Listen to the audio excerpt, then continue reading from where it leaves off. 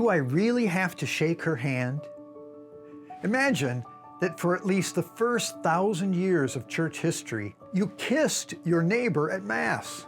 Where did this come from? That's what we'll find out this week on the Road to Emmaus, our year-long pilgrimage through the most holy sacrifice of the Mass, as we explore the significance of the sign of peace. Dear brothers and sisters in Christ, after the priest prays a short prayer to Jesus asking for peace and unity for the church, in spite of our sinfulness, he then directs his attention to the congregation and says, "The peace of the Lord be with you always." And we respond, "And with your spirit." Then the deacon may invite us to offer a sign of peace to each other.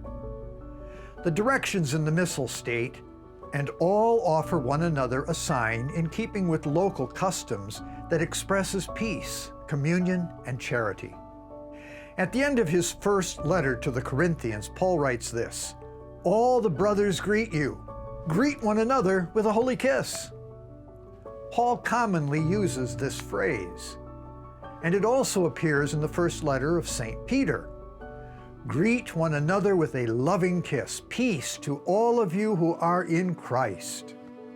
Soon, this greeting took place during the Mass, perhaps as a way to fulfill Christ's command. Therefore, if you bring your gift to the altar, and there recall that your brother has anything against you, leave your gift there at the altar, go first and be reconciled with your brother, and then come and offer your gift. Just over 300 years later, and St. Augustine of Hippo demonstrates this combination. He writes, "Then after the consecration of the holy sacrifice of God, because he wished us also to be his sacrifice, a fact which was made clear when the holy sacrifice was first instituted, and because that sacrifice is a sign of what we are, behold, when the sacrifice is finished, we say the Lord's Prayer, which you have received and recited.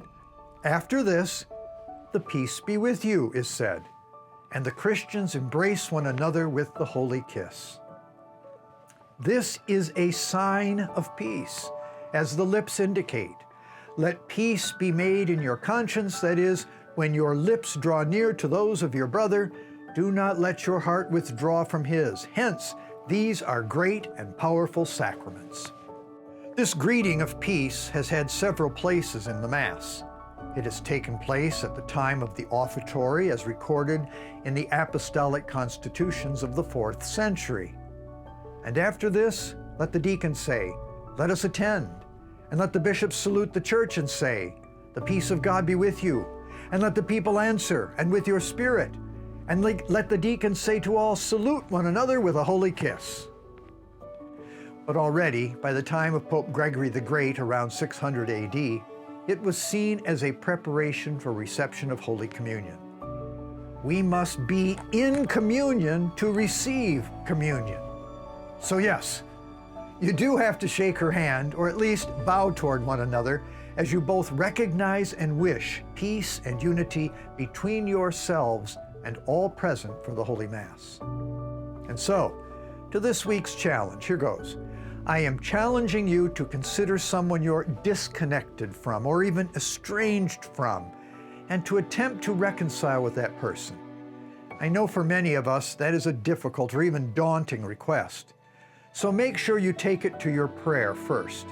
Ask the good Lord to guide you in this challenge. Ask your guardian angel to pave the way by talking to the other person's guardian angel. Even if nothing immediately comes of your efforts, the Lord will reward your generous act of love. Until we meet again on the road to Emmaus, peace be with you, and may God bless you all.